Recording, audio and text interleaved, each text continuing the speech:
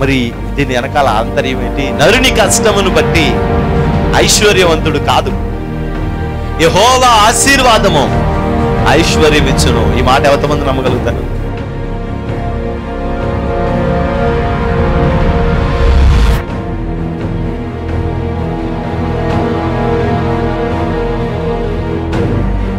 ఆ రక్షణను మనం చూడాలి, అనేక ఆత్మల రక్షణను మనం చూడాలి.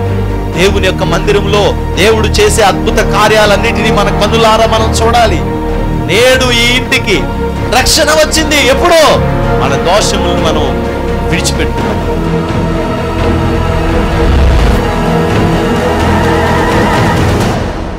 నీ పాపములు శారీరకంగా మరలా చేయకుండా సిద్ధపడి, నువ్వు ఇదిగో నా పాపాన్ని నేను వదిలిపెట్టేశాను, ఇదిగో నేను స్తుతిస్తున్నాను, నేను తప్పు చేశాను ప్రభా అని నువ్వు ఎప్పుడైతే వదిలేసి దేవుని దగ్గర ప్రార్థన చేయడం మొదలుపెడతావో, పరిశుద్ధాత్మ అగ్ని వచ్చి నిన్ను తాకి శుద్ధి చేసి ఈ పాపములో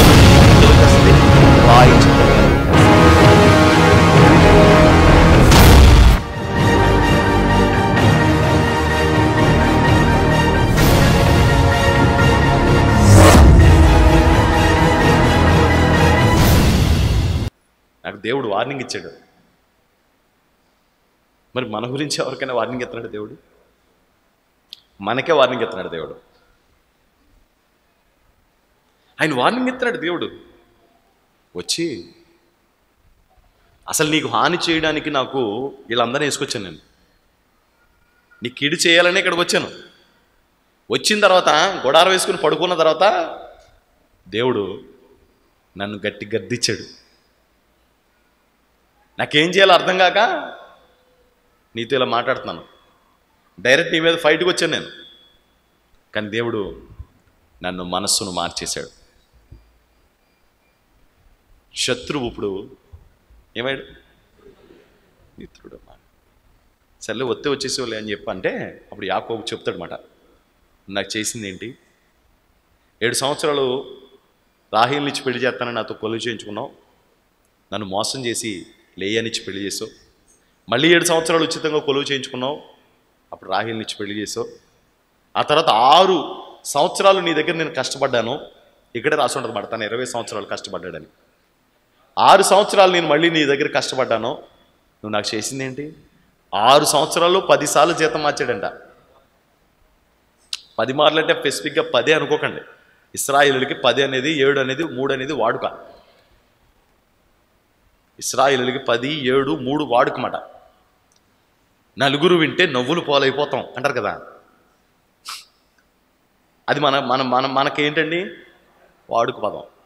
అలాగే ఆ నలుగురు లేకపోతే నిన్ను ఎత్తి మోసుకెళ్ళే వాళ్ళు కూడా ఉండరా.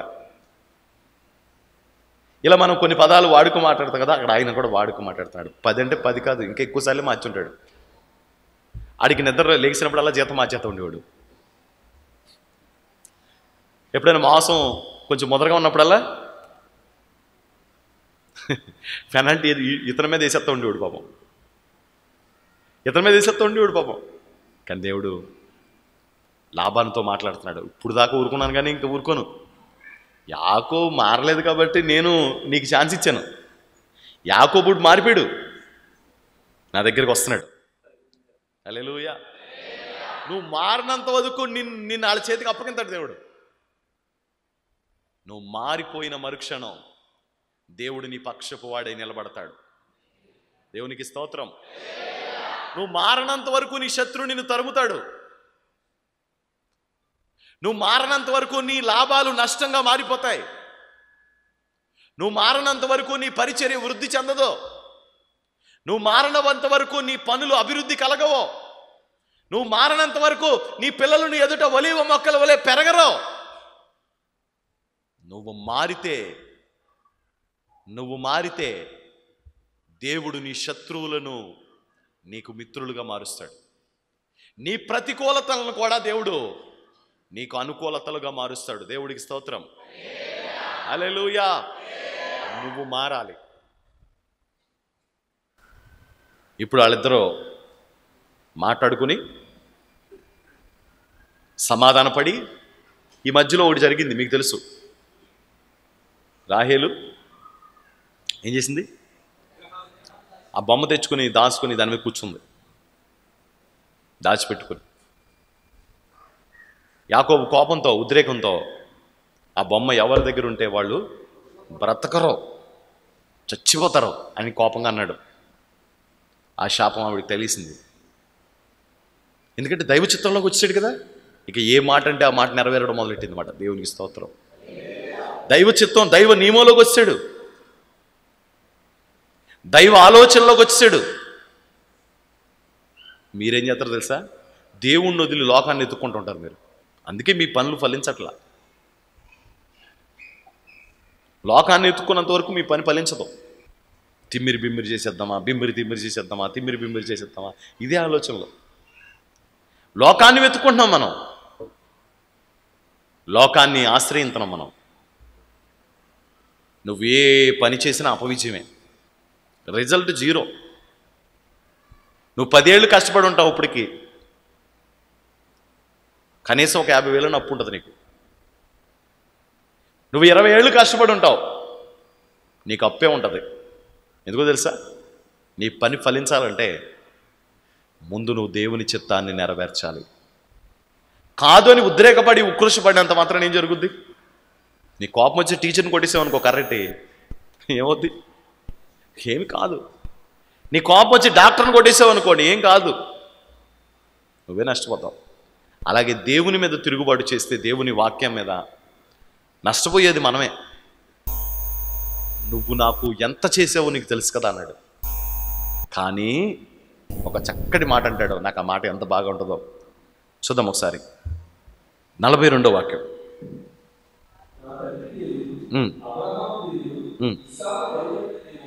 ఇస్సాకు భయపడిన దేవుడు. ఇస్సాకు ఎందుకు ఫలించాడో చెప్తున్నాడు ఇక్కడ. చెప్పండి, ఇస్సాకు ఎందుకు ఫలించాడు? చెప్పండి అందరూ నోరు తీసి. దేవుడికి భయపడ్డాడు ఇస్సాకు.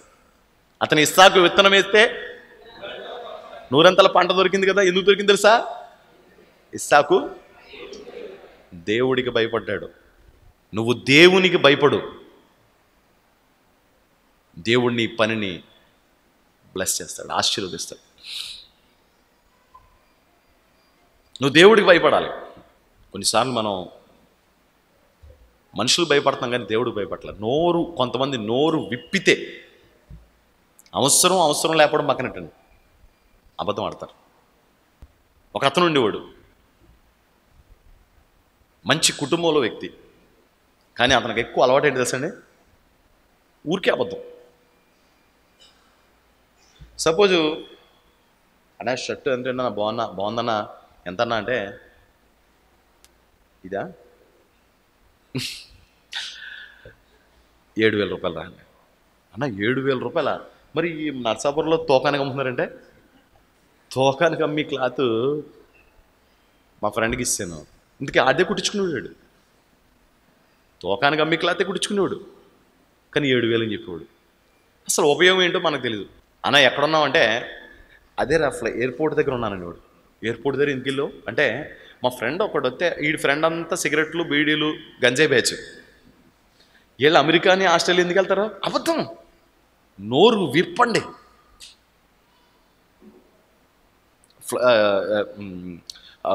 2 ఇంగ్లీష్ మాటలు మాట్లాడాడు, మనకు అర్థమయ్యేది కాదు. ఫ్లైట్ ఎక్కిస్తాకు వచ్చారు మా ఫ్రెండ్స్ అని, అదే నన్ను కూడా ఎక్కిస్తారని చెప్పి. అబద్ధం. నేను చాలాసార్లు ఈ మధ్యకాలంలో ఈ 10 సంవత్సరాలు చాలాసార్లు చెప్పాను ఈ మాట. అబద్ధమునకు జనకుడు సాతాను. నీకు చాలా సరదాగా ఉందని ఆడుతున్నావు, కానీ అబద్ధం ఆడడానికి కూడా దానికి విపరీతమైన కారణం ఉండాలి. అంటే నువ్వు నిజం చెప్తే అవతల కాపురం కూలిపోద్ది, చచ్చిపోతారు అనుకుంటే అబద్ధం ఆడాలి. దాన్ని అబద్ధం అనరు, వాస్తవానికి దాన్ని అబద్ధం అనరు, మాట దాటేయడం అంటారు. అబద్ధం అంటే అవసరం ఉన్నదానికి అవసరం లేని దానికి ఆడతాం, చూసారా? అది కొన్ని ఆ సమయంలో తప్పించుకోవడానికి, ఆ మాటను దాటేయడానికి ఆడతాం. అబద్ధమునకు జనకుడు ఎవరో? అబద్ధం వాళ్ళ నాన్నగారి పేరేంటి చెప్పండి గట్టిగా. అంటే మీరు ఆరాధించేది అప్పుడు అబద్ధాలు ఆడేవాళ్ళుగా ఉంటే మీరు ఆరాధించేది ఎవరినవుతారు? ఆడు పక్కనే కూర్చొని, మీ సీటు పక్కనే ఆడి సీటు ఉంటుంది. మీరు ఫ్లైట్ మీద వెళ్ళినా సరే ఆ ఫ్లైటు అదేదో మొన్న కూలిపోయిందంట. ఏంటది? మొన్న టైటానిక్ షిప్ చూత్తకెళ్ళారు కదా.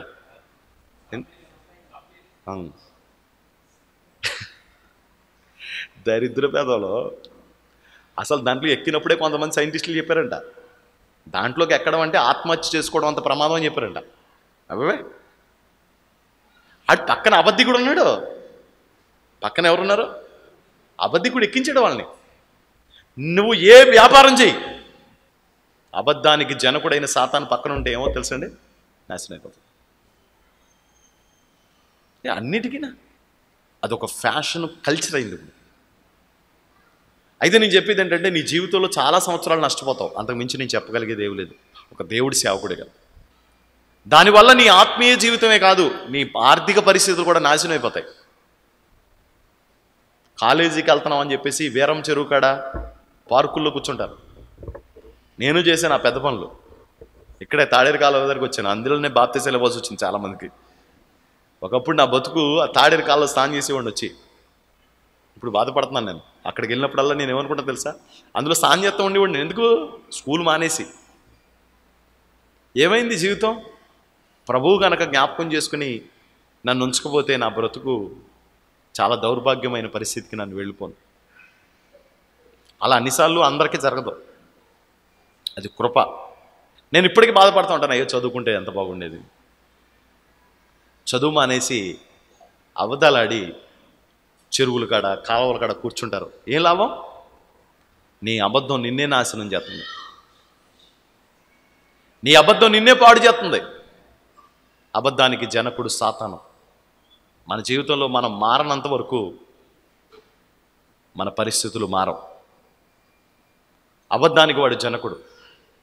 అంతేకాకుండా ధర్మశాస్త్రం ఏమి చెప్పుచున్నది అంటాడు యేసుప్రభు. ధర్మశాస్త్రం ఏం చెప్పుచున్నది? వ్యభిచరించవద్దని చెప్పలేదా? అయితే నేను మీతో చెప్పున్నదేమనగా, ఒక స్త్రీని మోహపు చూపుతో చూచు ప్రతివాడు తన హృదయమందు ఆమెతో వ్యభిచరించిన వాడే, వాడిని దేవుడు న్యాయ విమర్శలోకి తీసుకుని వస్తాడు అంటాడు. నీ వ్యభిచార తలంపులు, నీ వ్యభిచార ఆలోచనలు మనసు మార్చుకోకపోతే పెద్ద నష్టం, మనమే పోతాం, పెద్ద నష్టపోతాం. పెద్ద డబ్బులు ఇచ్చేవలసి వస్తుంది, పెద్ద జీతం ఇచ్చేవలసి వస్తుంది మనం. యాకోబు మారాడండి. దేవుడు యాకోబు పక్షంగా మాట్లాడుతున్నాడండి. బయట నుంచి వచ్చే శత్రువులందరినీ దేవుడు ఆపేస్తున్నాడు. మీరు రావడానికి వీల్లేదు, యాకోబు మీద చెయ్యడానికి వీల్లేదు, తొందరపడడానికి వీల్లేదు. యాకోబు దగ్గరికి ఎవరు వచ్చి ఏ హాని చేయకూడదు. ఎందుకంటే యాకోబు మారాడు, నేను కూడా మారిపోయిన. యాకోబు మారాడుగా. అప్పుడు దాకా నేను యాకోబుకు వ్యతిరేకంగా ఉన్నాను, ఇప్పటి నుంచి నేను యాకోబుకి అనుకూలంగా మారుతున్నాను. నా 2 చేతులు యాకోబుకి ఇదిగో చాపుంచుతున్నాను దేవుడు అంటున్నాడు. ఇప్పుడు యాకోబు ప్రవర్తన దేవుడికి ఏమైందట? గట్టిగా చెప్పండి, గట్టిగా చెప్పండి. ప్రీతికరమైంది. నా జీవితంలో నేను చూసిన ఫెయిల్యూర్స్ ఎవరో చూడరేమో. ఒకరోజు చెప్తాను, ఎప్పుడో ఒకప్పుడు. డాక్యుమెంటరీ అంత పెద్దది ఉంటుంది, అన్ని దరిద్రాలు. లాస్ట్ దరిద్రం ఏంటి చెప్పనండి? పలావ్ అమ్ముదాం అనుకుని తీర్మానం చేసుకొని జనవరి 1కి పలావ్ మొదలెట్టారండి. పలావ్ అమ్మేసి మొత్తం ఈరోజు ఒక బిల్డింగ్ కడదాం అనుకున్నాను నేను. అంటే ఏం కాదు, జనవరి 1కి మనకు తెలిసిన వాళ్ళకి 31కి అమ్ముతారు. పలావ్ తింటారు కదా. అందరికీ దగ్గర ఆర్డర్ తీసుకున్నాను. నీకు పలావ్ కావాలా? ఎంత? 50 రూపాయలు. నీకు జాను నీకు కావాలా? ఆనంద్ నీకు కావాలా? రాజు నీకు కావాలా? మొత్తం అందరు తీసుకున్నాను. ఒక 50-60 పలావ్ పొట్టలు ఆర్డర్ తీసుకున్నాను. కరెక్ట్గా కోడి మాంసం కొడతాకి వెళ్తే కోడి మాంసం కొట్టిదారు కరెంట్ పోయిందంట. ఆడంటాడంటే ఆ మిషన్లో వేయాలి, అది తిరగాలి అంటాడు. మొత్తానికి కానీ దెబ్బలాడి బామాలి బతిమాలి మొత్తానికి కోడి మాంసం చేయించారు. కోడి మాంసం వచ్చేటప్పటికి 8:30 అయింది. పాపం వీళ్ళు పలావ్ వండి పొట్లాలకి చేతులు కాలిపోతుంటే పొట్లాలు కట్టి అవన్నీ, అంటే చిన్న ఎగ్జాంపుల్ చెప్తున్నాడు, చివరి అంకం అది. అక్కడే నేను వదిలేశాను, అక్కడే నేను ఇంకేం చేయకూడదని డిసైడ్ అయిపోయాను అన్నమాట. ఆ పలావుల పొట్లాలు పట్టుకుని వెళ్ళి, జాను ఇదిగో నీ పొట్లం అంటే, జాను ఆల్రెడీ శుభ్రంగా, అప్పటికి మేము 10:30కి పట్టుకెళ్తే ఎవడుంటాడు? తినేసిన వాళ్ళు తినేసి, వెళ్ళిపోయిన వాళ్ళు వెళ్ళిపోయి అయిపోయింది. ఏమండి ఇంచుమించు 50 పలావ్ పొట్లాలండి మిగిలిపోయినండి. ఏం చేయాలో అర్థం కావట్లేదండి. అప్పుడు మా వాళ్ళు ఫోన్ లేదనుకుంటా, తెలియచేయడమే అనుకుంటా, చెప్పారన్నమాట. మొత్తం పలావ్ పొట్లాలండి మిగిలిపోయినాయి, వాళ్ళకెళ్ళి ఇచ్చాం అన్నాను. నేను అన్నాను, ఎవరికైనా ఉచితంగా ఇచ్చేయండి రా అన్నాను. ఉచితంగా తీసుకోవడానికి కూడా ఇక్కడ ఎవరో లేరని. ఏం చేయమంటావు అన్నారు. నేను అప్పుడు ఏం చెప్పిన వాళ్ళకి, అవి తీసుకెళ్ళి, నిజంగా చెప్తున్నాను, వాళ్ళకి కూడా తెలుసు, మురికాల్లో పడేయండి. లాస్ట్ అండ్ ఫైనల్ ఒక 50-40 పలావ్ పొట్లాలు తీసుకెళ్ళి మురికాల్లో పడేసి మీరు సాయం చేసి తెచ్చుకొచ్చేయండి అంటే చర్చికి వెళ్ళిపోవాలి 12ంటికి. ఈరోజు ప్రభు బల తీసుకోవాలి కాబట్టి ఇంక లేట్ చేయొద్దు. ఆ దరిద్రాన్ని పట్టుకుని ఇంక ఉండొద్దు. అవి తీసుకెళ్ళి మురికాల్లో పడేయండి. మురికాల్లో పడేసి మందిరానికి వచ్చేయండి. నేను అప్పుడు డిసైడ్ చేసుకున్నాను, ఇలాంటి పనికి మాలిన వెధవ పనులు, అనాకాశి పనులు ఇక చేయకూడదు. ఇక అప్పటి నుంచి దేవుడు పాదాలు పట్టుకొని బతిమాడడం తప్ప నా జీవితంలో ఏం చేయలేదు. నేను తొందరపడి రైలు చెరువులు ఏమన్నారు, నో. చేపలు చేయమన్నారు, మీకు దండం. రియల్ ఎస్టేట్ చేయమన్నారు, మీకు దండం. ఎవరు ఏం చెప్పినా చేయలేదు. నాకు ఇప్పటికే ఏవో చెప్తూ ఉంటారు, మీరు ఒక్కసారి అలా న్యూట్రిషన్లో జాయిన్ అవ్వండి. నన్ను జాయిన్ అవ్వమంటారా? మీ హెల్త్ ప్రాబ్లమ్స్ అని పోతాయి, మీ చర్చ్ వాళ్ళ హెల్త్ ప్రాబ్లమ్స్ అని పోతాయి అన్నారు. నేను జాయిన్ అవను, మా వాళ్ళకి చెప్పను. వాళ్ళు వాడుకుంటారంటే వాడుకోవడం అంతే. మీ చర్చ్కి వచ్చి ఎఫ్రెష్ ఇస్తామండి అందరికన్నా. ఎఫ్రెష్ కదా, రీఫ్రెష్ చేస్తున్నాను వాళ్ళందరినీ.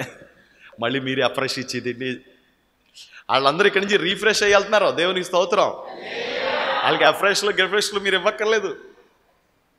అంటే వాళ్ళేదో నా మీద గొడవ కొత్తారు చూశారంటే.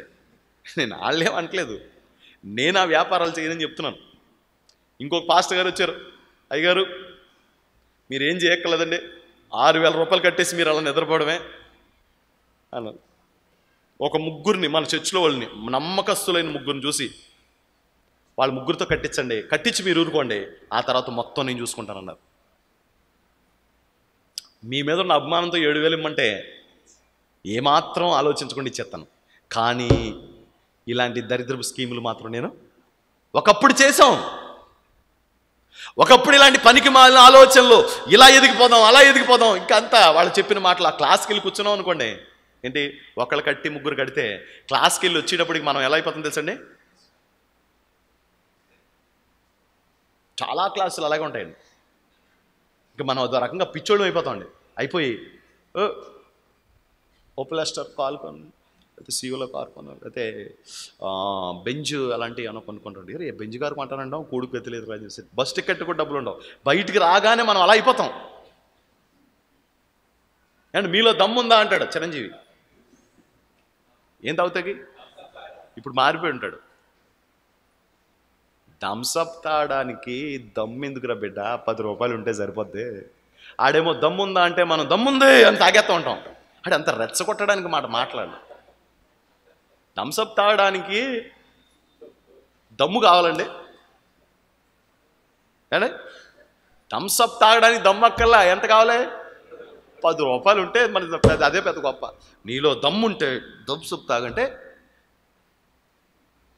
మీకు ఒక మాట చెప్తానే చివరిగా, వచ్చింది కాబట్టి థమ్సప్ మాట. మనం పీల్చేదేంటి, వదిలేసేదేంటి? ఏమండి డ్రింకులు ఏముంటుంది చెప్పండి ఒకసారి.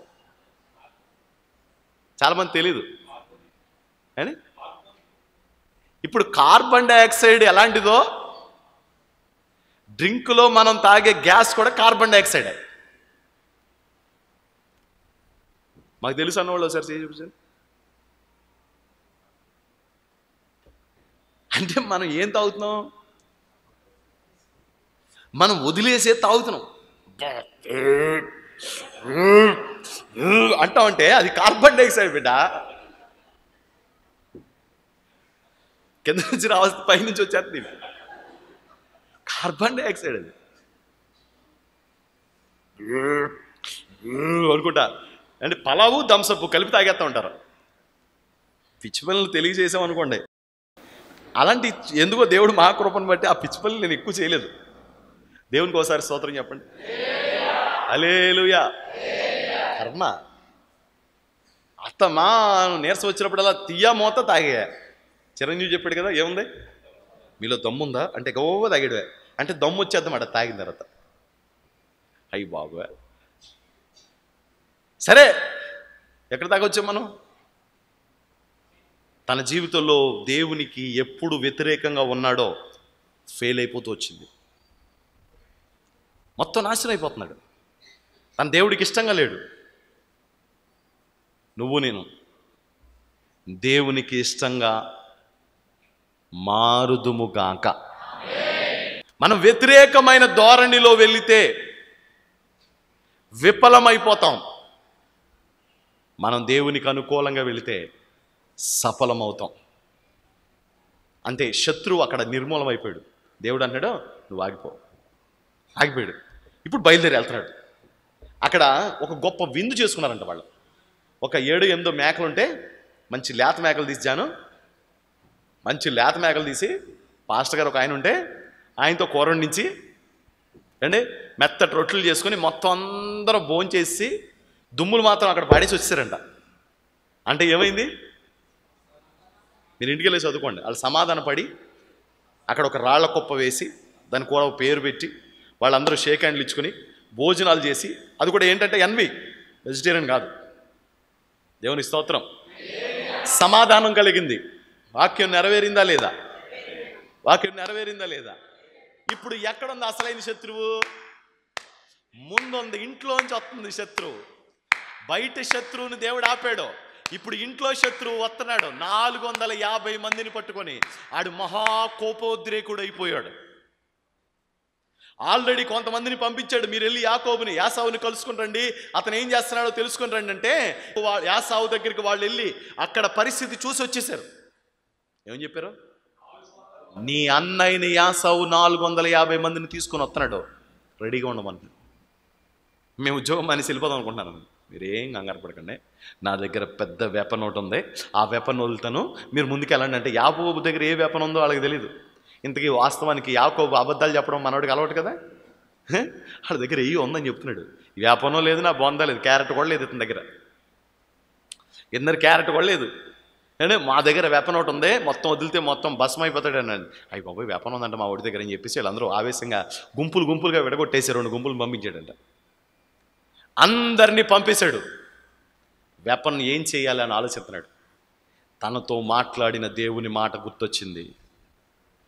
అతన్ని కాపాడుతానని మాట ఇచ్చాడు చూసారా, ఆ దేవుడు జ్ఞాపకం వచ్చాడు. అప్పుడు మోకాళ్ళుని ఎబ్బోకు అనే ఒక రేవు దగ్గరకు వచ్చి కూర్చుని ప్రార్థన చేయడం మొదలుపెట్టాడు. ప్రభువా నాకు సహాయం చేయను. ఆయన లాభా నాపినోడికి నా అన్నయ్యని యాసావుని మార్చడం నీ వల్ల కాదా? లాబాను కల్లో మాట్లాడావు, యాసావుతో ముఖాముఖిగా మాట్లాడు ప్రభువా, యాసావుతో ముఖాముఖిగా మాట్లాడు ప్రభువా అని ప్రార్థన చేస్తాడు. దేవునికి మహిమ కలుగును గాక. హల్లెలూయా, హల్లెలూయా. కాకులు తెలుసా మీకు? కాకులు అంటే పిల్లలు బయట ఏమైనా తింటున్నారనుకోండి, కాకి ఇలా ఒక్క పోటు పొడిసి తీసుకెళ్ళిపోతాయి. అలాంటి కాకులు ఏలియాకి ఆహారం పట్టుకొచ్చి ఇచ్చాయి. అలాంటి కాకులు ఏలియాకి ఏం చేసినాయండి? ఆహారం తీసుకొచ్చి ఇచ్చాయి. దేవునికి మహిమ కలుగును గాక. దేవుడు కృప. ఇప్పుడు యాసావు వ్యతిరేకమైన ధోరణిలో ఉన్నాడు. ఏం చేయాలో అర్థం కావట్లేదు. యాకోబు ఎబ్బోకు రేవు దగ్గర ప్రార్థన చేస్తున్నాడు. మీలో ఎక్కువ మంది శత్రువులు ఎవరికొన్నారని అని అడిగాను అనుకోండి, ఒకవేళ వాళ్ళలో మీరు మాకు ఎక్కువ మంది శత్రువులు అయిపోతున్నారండి అని అన్నారనుకోండి, అయితే మీరు కూడా ఎబ్బోకు రేవు దగ్గరకు వచ్చేయాలి. ఎక్కడ రావాలి? ఎబ్బోకు రేవు దగ్గరకు వచ్చేయాలి. వచ్చి మీరు ఎబ్బోకు రేవు దగ్గర దేవుడితో పెనుగులాడాలి. ఒకరోజు ఒక అతను నా దగ్గరకు వచ్చాడు. ఒకళ్ళు అప్పు చేశాడని నా దగ్గరకు వచ్చాడు. అతను వచ్చి, పాస్టర్ గారు మీరు ఈ విషయంలో ఉన్నారని మాకు తెలిసిందండి, ఇదిగోండి అప్పు కాగితం అన్నాడు. చూశాను, 12 లక్షలు ఎంత ఉందన్నారు. అంతేనా? సరేనండి అయితే తీసుకో. ఈ 12 లక్షలు ఎలా అయిందో తెలుసా? జస్ట్ రూపాయి వడ్డీ. రూపాయి వడ్డీ అంటే నెలకు రూపాయి అనుకున్నారు, కానీ రోజుకు రూపాయి వడ్డీ. అంటే 1,00,000 రూపాయలు తీసుకున్నాం అనుకోండి, రోజుకి 1000 రూపాయలు వడ్డీ కట్టేయాలి. జస్ట్ వీళ్ళు 50,000, 60,000, 70,000, 80,000 అలా తీసుకున్నారు. ఆ కాగితం పట్టుకొచ్చిచ్చాడు నాకు. అంతేనండి, సరేనండి. అయితే మరి దీని విషయంలో మీరు ఏదో చేయగలన్నారు. బాబు నేనేం చేయలేను, నేనేం చేయగలను? ఇది ఏమన్నా మామూలు ఇష్టా? 12 లక్షలా? అసలు అర్థం బద్దం ఉందా నీకు? వీళ్ళకి చూసి 12 లక్షలు ఎలా ఇచ్చేవే నువ్వు? అయ్యి బాబు వీళ్ళకి ఇవ్వలేదండి బాబు. సరే అయితే మంచిది, చాలా మంచిది. మరి ఏదో మీరు న్యాయంగా చేయండి అన్నాడు. అయితే నేను ఎంత ఇస్తే అంత తీసుకోవాలి అన్నాను. ఒక అన్యుడు మనసులో ప్రార్థన చేస్తున్నాను, ప్రభువా నువ్వు కార్యం చేయి, ప్రభువా నువ్వు కృప చూపించు.